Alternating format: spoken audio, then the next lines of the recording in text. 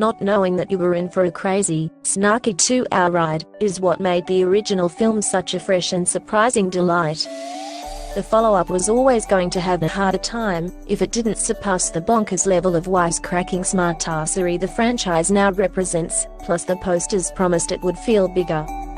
On that front, Deadpool 2 mostly sticks the landing.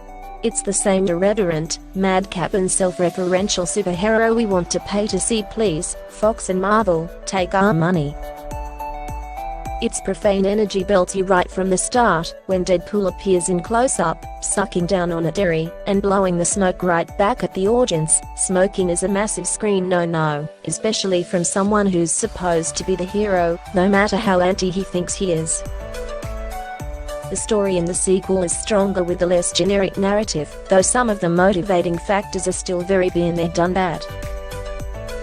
When Wade Wilson Deadpool, Ryan Reynolds, is moved to help Russell, Kiwi actor Julian Dennison, a young mutant with serious anger management issues and flaming fists, he tries to assemble his own team of superheroes to take on the time-traveling Cable, Josh Brolin.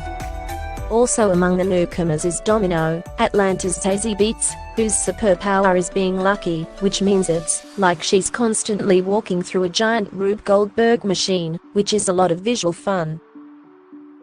Dennison was an absolute scene stealer in Hunt for the Wilder People, and his pairing with Reynolds is inspired. The two have amazing screen chemistry, all the more obvious when his character is less effective, when they are not riffing together. Reynolds is a credited writer on the screenplay alongside Rhett Reese and Paul Wernick. The latter two wrote the first film, and maybe that's why the whip-fast dialogue feels even more natural, and sweeter to the Canadian star's kind of smarmy cadence.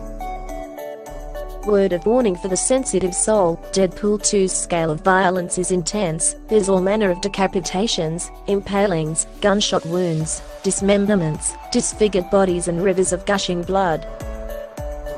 Director David Leitch spent most of his career as a stunt coordinator, and the action sequences really benefit from his skill for a well-composed fight.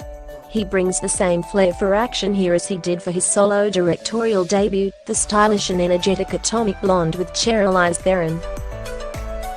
The music cues are on point, filling out its soundtrack with the likes of Air Supply, Pat Benatar, Dolly Parton and a-ha, while an NI ditty comes on at exactly the right time, none of which is surprising, when you realize Guardians of the Galaxy's Tyler Bates is the man behind the selection. It wouldn't be Deadpool without the fourth wall breaking, pop cultural references pummeling you like a 50 megaton bomb. It's overwhelming and unescapable. Whether it's Wolverine's demise in Logan, Josh Brolin moonlighting as Avengers villain Thanos, or slapping down Jared Kushner, it comes so fast you almost can't keep up. There are some golden blink and you will miss it cameos, and do stay on for the beginning of the credits, because Deadpool 2 saves its best meter gag for last. At times it gets a bit too much, and makes you acutely aware of how self-conscious the movie is at trying to poke fun of itself and its context. It takes almost half an hour for it to confidently settle into a natural rhythm, and allow all that effort to feel less labored.